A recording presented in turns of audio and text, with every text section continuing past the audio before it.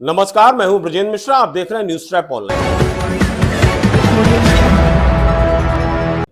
ये जबलपुर है साहब, बड़ा शांत, धार्मिक और सद्भाव वाला शहर, लेकिन तंत्र को चलाने के लिए तर्कश से एक्शन के तीर भी बेहद जरूरी है। न जाने कितने कलेक्टर आए और चले गए, लेकिन शहर का मिजाज और उसकी जो रफ्तार है वो नहीं बदली। कलेक्टर संजय दुबे के बाद कलेक्टर दीपक सक्सेना ने सिस्टम को सुधारने की पूरी कोशिश की और पूरी ताकत झोंक दी। फर्क भी सामने आया, लेकिन अब सारा दारोमदार नए कलेक्टर राघवेंद्र सिंह पर है कि वे पहले की लाइन को कितना लंबा करते हैं और शहर को कहां ले जाते हैं। छोटे भाई साहब, मझले भाई साहब, मझौले भाई साहब, बड़े भाई साहब, इस तरह के जितने भी नेता हैं उनका सामना नए कलेक्टर किस तरह से करते हैं, किस अंदाज में करते हैं, यह बहुत बड़ा एक सवाल भी है और चुनौती भी है। जबलपुर में चुनौतियों की कमी नहीं है। सबसे बड़ी चुनौती है राजस्व सिस्टम की। राजस्व सिस्टम का जैसा इलाज दीपक सक्सेना ने किया है, वैसे इलाज और वैसी दवा के डोज की जरूरत नए कलेक्टर के लिए बहुत अनिवार्य है, ताकि जो राजस्व सिस्टम है वो अपनी पटरी ना छोड़ने पाए। यदि इसमें जरा सी भी ढिलाई होती है तो जो राजस्व अधिकारी हैं और उनकी टीम है वो पुनः पुराने फॉर्म में वापस लौट सकती है। आपको मालूम है कि फर्जी नामांतरण, फर्जी सीमांकन, फर्जी वसीयत, फर्जी फौती और फर्जी खसरे में नाम चढ़ाने से लेकर जमीन के जितने फर्जी वाले के केस हैं, इस पर लगातार मॉनिटरिंग की बहुत जरूरत है। जिस तरह से दीपक सक्सेना ने तहसीलदार, पटवारी से लेकर जो भी दोषी रहे राजस्व अधिकारी, उनके खिलाफ न केवल तगड़ा एक्शन लिया बल्कि उन्हें जेल की हवा तक खिला दी।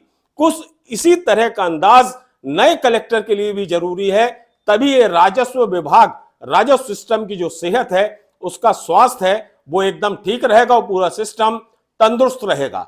स्थिति यह होती है कि रजिस्ट्री किसी जमीन की होती है और प्लॉटिंग किसी और जमीन पर की जाती है। रजिस्ट्री किसी जमीन की रहती है और जमीन बिक जाती कोई और बाद में पता चलता है कि ये तो सरकारी लैंड थी, और फिर उसके बाद वैध अवैध कॉलोनी का खेल शुरू हो जाता है। तो ये नौबत राजस्व विभाग में ना आने पाए और जितने भी जमीन घोटाले हैं वो इस तरह की हिमाकत न करने पाए, इस पर न केवल नजर रखने की जरूरत है बल्कि इसके जितने भी दोषी हैं उनके खिलाफ कड़ा एक्शन लेने की बहुत ज्यादा जरूरत है।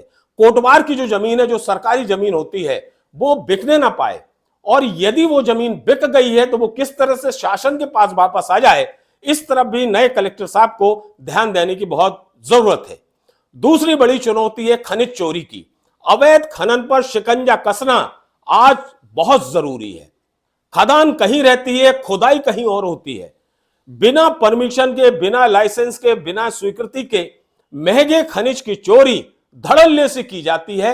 इसलिए खनिज विभाग पर भी नकेल कसने की जरूरत है, और जिस तरह का जो खनन माफिया है, खनिज माफिया है, इसके खिलाफ भी तगड़ा एक्शन लेने की बहुत ज्यादा जरूरत है। आपको मालूम है कि पूर्व कलेक्टर दीपक सक्सेना ने शिक्षा माफिया और स्कूल माफिया पर किस तरह से शिकंजा कसा था। जितने भी पावरफुल शिक्षा माफिया थे, जितनी अप्रोच वाले, जितने पैसे वाले थे, किसी को नहीं बख्शा, और इन सभी को इसलिए जेल भेज दिया क्योंकि ये आम जनता को लूट रहे थे, चाहे कॉपी किताबों के नाम पर हो, चाहे यूनिफॉर्म के नाम पर हो, और चाहे स्कूल फीस के नाम पर हो। करोड़ों अरबों रुपए की रिकवरी दीपक सक्सेना ने इन स्कूल वालों के खिलाफ निकाल दी, और स्कूल के मालिकों से लेकर उसके टीचर और प्रिंसिपल तक को जेल भेज दिया। और बच्चों को सस्ती किताबें मिल सके, इसके लिए उन्होंने बकायदा पुस्तक मेला भी लगा दिया। तो जरूरत है कि ये जो नए कलेक्टर साहब जबलपुर में आए हैं, ये भी उसी लाइन पर चले और बच्चे और अभिभावक के हित में जो भी माकूल निर्णय हो उसका, उस निर्णय का कड़ाई से पालन कराएं। ये बहुत जरूरत है। इस शहर में हिंदू मुस्लिम उन्माद की स्थिति कभी नहीं रही और ये भविष्य में भी ना हो, इस ओर भी ध्यान देने की जरूरत है। सुरक्षा और कानून व्यवस्था की स्थिति पर लगातार मॉनिटरिंग बहुत जरूरत है।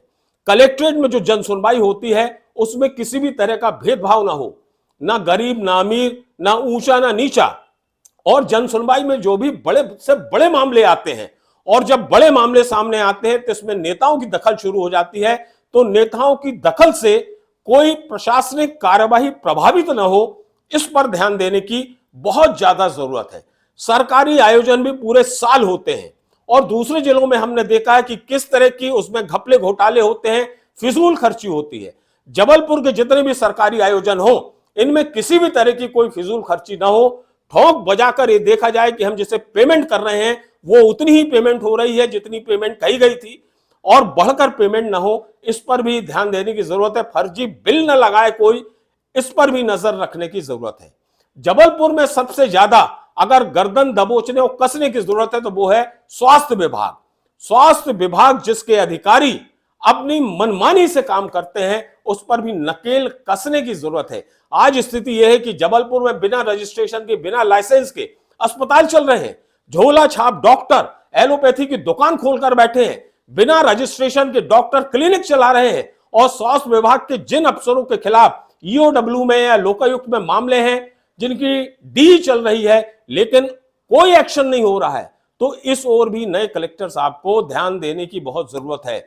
और सबसे बड़ी जरूरत यह भी है कि कलेक्टर कार्यालय में जितने भी जमीन घोटाले से लेकर तमाम घोटालों के आर्थिक अनियमितताओं की जो केस की फाइलें रखी हुई हैं, वो काफी लंबे समय से रखी हुई हैं, तो उन फाइलों पर, उन केस पर जल्द कोई फैसला लिया जाए और जो भी वैधानिक कार्यवाही है वो वैधानिक कार्यवाही की जाए। इस तरफ भी कलेक्टर साहब को ध्यान देने की बहुत ज्यादा जरूरत है। आमतौर पर देखा जाता है कि राजस्व विभाग के जो अधिकारी हैं, ये नोटिस का खेल बहुत खेलते हैं। नोटिस जारी किया जाता है और उसके बाद फिर वो नोटिस न जाने कहां गायब हो जाता है, क्योंकि नोटिस देने के बाद खलबली मचती है, जिससे जो पक्षकार है, जो पार्टी है, वो वहां साहब से मिलने पहुंचती है, और जैसे ही साहब से मुलाकात हो जाती है उसके बाद सब कुछ ठंडे बस्ते में समा जाता है।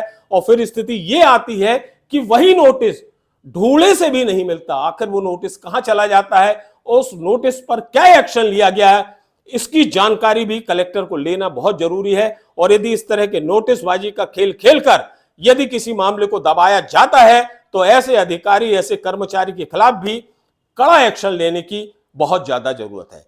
कुल मिलाकर यह कहा जाए कि ये जो जितने भी बिंदु हैं, जो तमाम हालात हैं, ऐसे हैं जो किसी बड़ी चुनौती से कम नहीं है, और इसी से निपटना और कामयाब होना सबसे बड़ी अग्नि परीक्षा है, क्योंकि मैं जबलपुर हूं साहब।